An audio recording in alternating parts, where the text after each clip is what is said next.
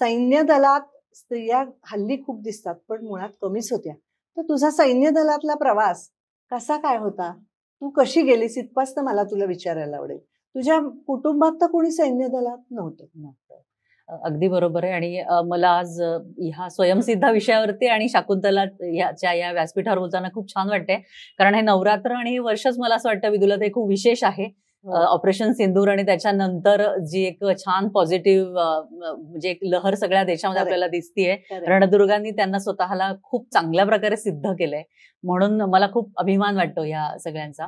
माझा प्रवास खरं तर खूप लहानपणापासून म्हणजे आम्ही मध्येच जायचं असा काही मी ठरवून केलेला नव्हता.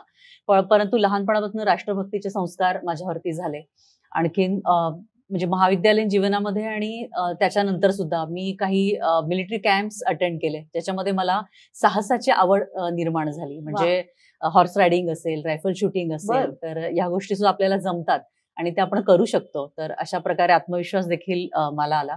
आणि पोस्ट ग्रॅज्युएशनसाठी जेव्हा मी पुणे विद्यापीठामध्ये शिकत होते, तेव्हा मी अतिशय म्हणजे प्रॅक्टिकल होऊन ज्याला आपण म्हणतो, की एक करिअर ऑप्शन हा आहे आणि आपण त्याच्यासाठी काय काय आवश्यक आहे आणि मला आवडेल अशा प्रकारे करायला, म्हणजे वर्दी मला आवडेल अशा म्हणजे ह्या दृष्टिकोनातनं मी त्याचा विचार केला आणि पूर्ण भारताचं एक्सपोजर अशा प्रकारे डिफेन्स सर्व्हिसेसना आहे.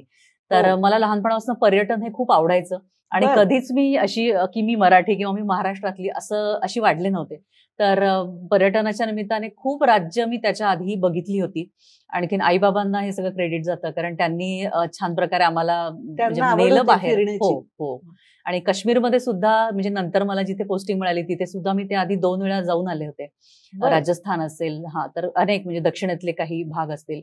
तर कुठेतरी तो एक पूर्ण भारत असा आतमध्ये भिनला होता. तर असं आयुष्य जगायला का नाही आवडणार किंवा वर्दी घालायला मला का नाही आवडणार, तर का नाही असा मी विचार केला. का जायचं ह्याच्या ऐवजी आणि मग एकेका चाचण्यांना मी सामोरे गेले आणि सुदैवाने मी पहिल्याच प्रयत्नात सगळ्या चाचण्या